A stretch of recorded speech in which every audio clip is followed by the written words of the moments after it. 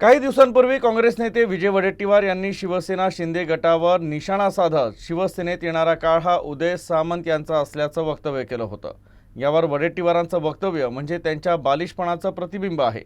आम्ही एकनाथ शिंदे यांच्या नेतृत्वात शिवसेनेतील सर्व नेते खूप आनंदी आहोत आणि भविष्यातही आम्ही त्यांच्या नेतृत्वात काम करत राहू, अशी प्रतिक्रिया शिवसेना नेते उदय सामंत यांनी दिली।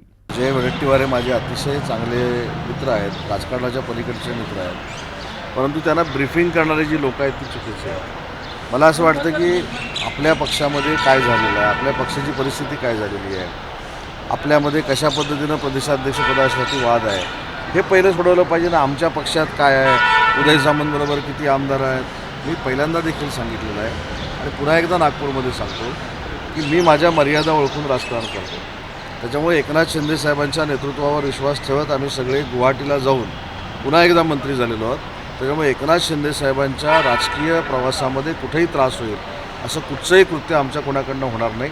आणि तुम्हाला हे पण मी सांगितलं की हे बालिश राजकारणी आहे।